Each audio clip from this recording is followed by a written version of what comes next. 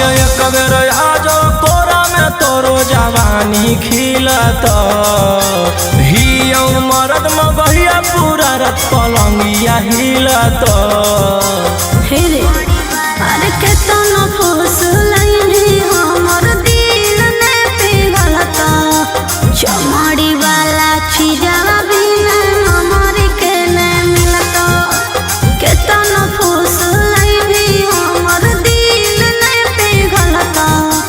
चमड़ी वाला चीजवा बिना हमर के ने मिलत।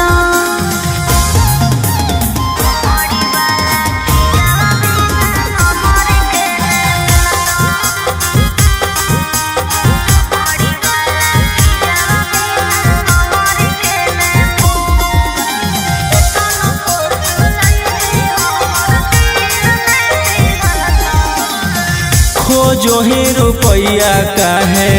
लायक कुआर से तो निशा चिखा दे छौरी मांगो ही प्यार से सुन प्यार मोहब्बत से भरो है नहीं पेट रे केतना तू देनो पहले फाइनल कॉले रेट रे कामो न दे तो रुपया जब जवानी ढलत हमर कहल बतिया तोरा बुढ़ापा में खलत अरे केतना फुसलैनी हमर दिल ने पिघलत चमड़ी वाला चीजवा बिना हमर के न मिलत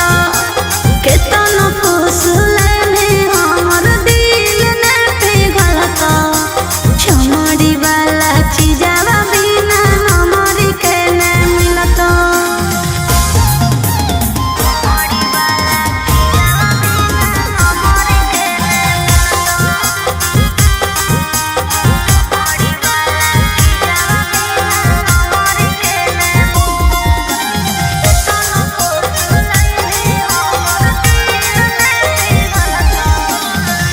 आज भर करा दे अपन चीजवा से भेट गे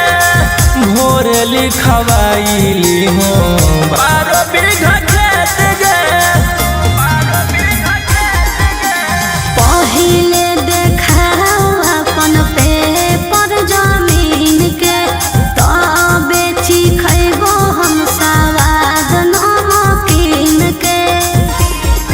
आगे राजा रौशन रोहिया रानी बना के रखत